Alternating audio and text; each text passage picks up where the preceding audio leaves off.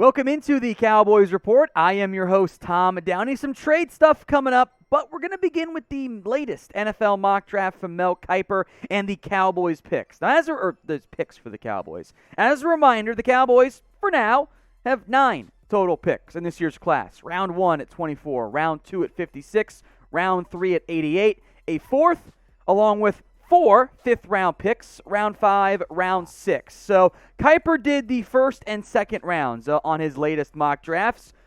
Now, first up, some notable players who were off the board. You'll notice a theme here. All of the receivers are gone. Treylon Burks, even Christian Watson, Jameson Williams, Chris Olave, those guys are gone. They are not on the board for the Cowboys to pick. Plus Devin Lloyd. All of the guards are there, so Kiper picked one of them. No, he didn't.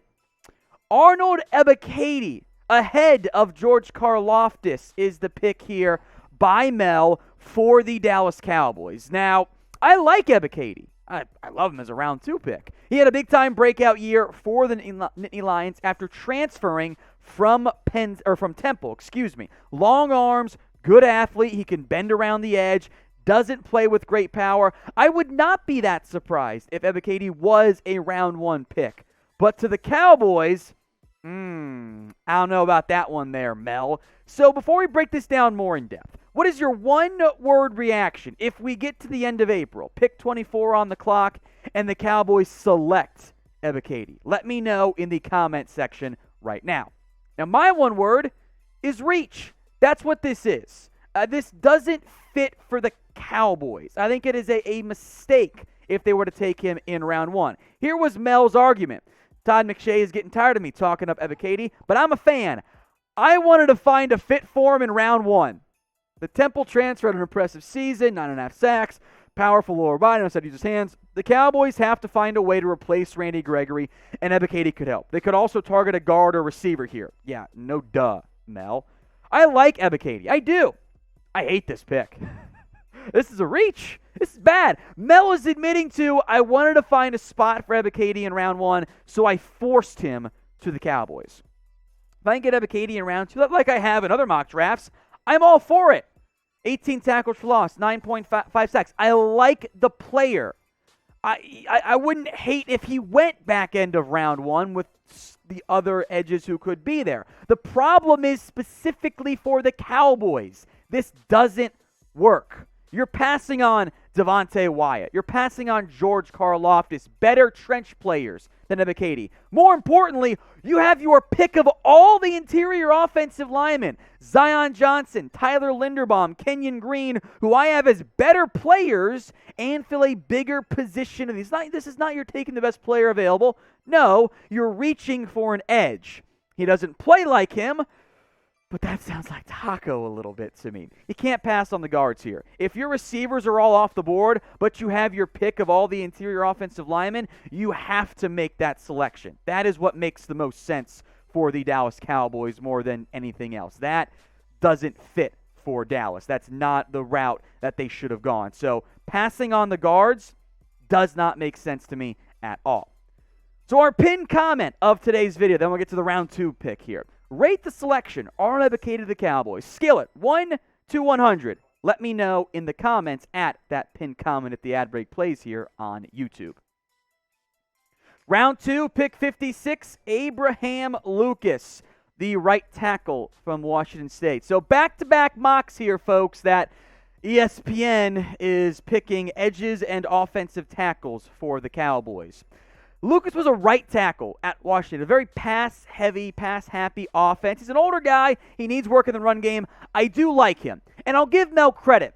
His explanation was at least a little bit better than Todd McShay's if you watched our video on that one. Mel wrote, the Cowboys cut Lyle Collins and think Terrence Steele, a former UDFA, can be the starter at right tackle. Let's add some competition, though. Lucas impressed at the combine. Stonewalled Edwards on the right side for the Cougars. If he doesn't start at tackle, he could move inside to guard. The O-line is a clear area to upgrade for Dallas. So I give Kiper credit for at least mentioning guard here, because that is the need for Dallas. Mel's right. The Cowboys think Terrence Steele is the right tackle. But this idea of, just kick him inside to guard, that doesn't actually work for me. I actually don't think Lucas's style of play, his traits, and just what he is as a prospect translates all that well to guard. He's big in terms of length, and he's only played on the right side. So now I'm going to have a guy go from a pass-happy right tackle offense to being my left guard where you have to be a better run blocker. That does not mesh for me at all. So I actually like Lucas. But once again, the fit's stupid for the Cowboys. So grade Mel Kiper's mock draft for the Dallas Cowboys. A, B, C, D, or F. We're going to spend some more time on Lucas here, but I want to hear from you. What grade are you giving out the Cowboys' selection of Abraham Lucas and the pick of Arnold Ebiketie? A, B, C, D, or F?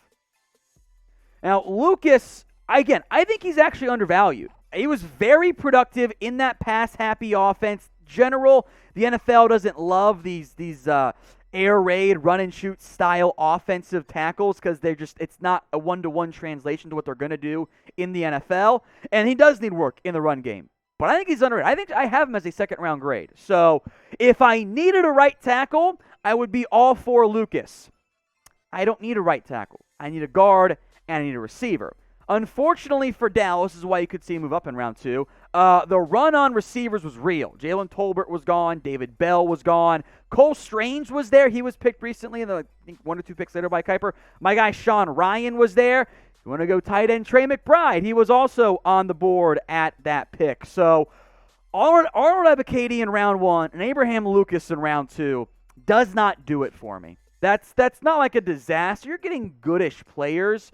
I've actually got Ebiketie and Lucas having similar grades, as weird as that might sound. Ebiketie's higher, but that doesn't work for me. So, Mel, do better.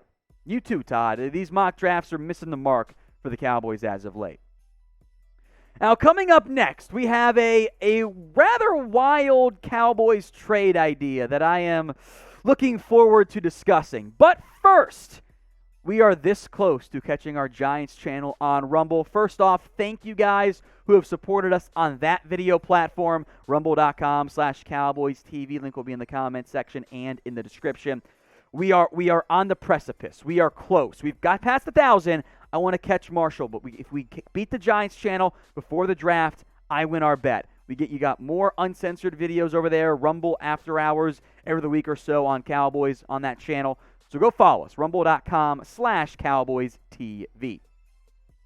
So FanSide has put together 3 trade targets. First up, a name we've discussed plenty in the past. That is Grady Jarrett. And I won't spend too much time on this one because we've talked about Grady Jarrett, right? At his best under Dan Quinn, Falcons are rebuilding. I don't think it'd be an expensive trade to acquire Jarrett. But the contract, if traded, 1 year, $16.25 million. That is a red flag. You would have to finesse it, whether it's a pay cut, Falcons eat some money, extension, add void years to restructure. Probably the last one you want to go there with 1 year, $16.25. And I think that makes it problematic. And I would wonder if the Falcons could cut him. Maybe, depending on what happens in the draft, potentially. So who do you guys want to trade for? Still got 2 more trade names coming up here from Fansided. Let me know in the comment section who you guys want to go out and get.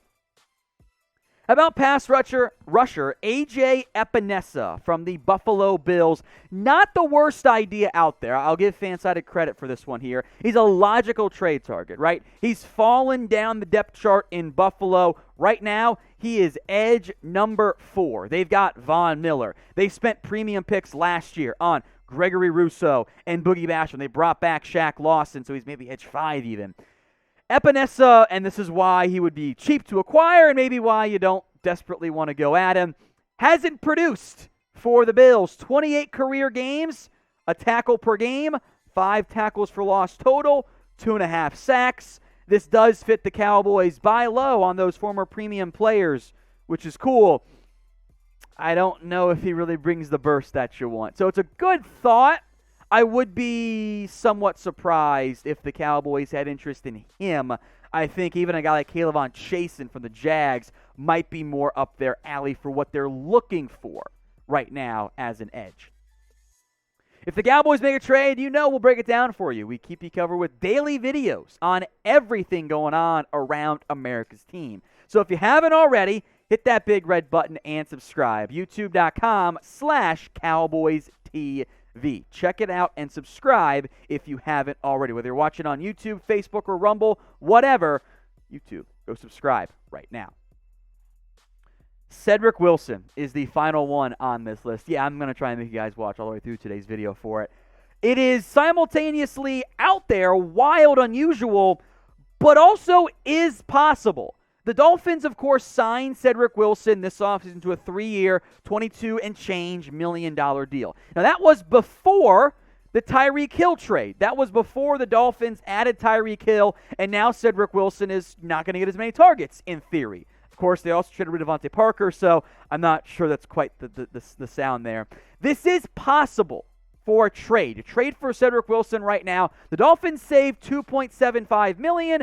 The Cowboys then owe Cedrick Wilson 3 years, under $20 million total on the rest of his contract. And maybe you feel a bit better about the Cowboys receiving core if you add Cedrick Wilson to Michael Gallup and CeeDee Lamb and potentially a draft pick.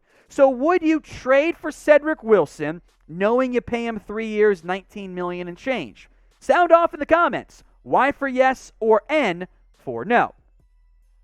I could see a scenario in which the Dolphins trade Cedrick Wilson, but they also already dealt away Devontae Parker. So I wonder if they want Wilson as their wide receiver 3, as opposed to Preston Williams and opposed to Lynn Bowden Jr., who actually that's a good name I wouldn't hate trading for, although he just might end up being a bust. He's been put in a rough spot in his NFL career. So I would have interest. I think, though, the Dolphins end up keeping Cedrick Wilson when it's all said and done.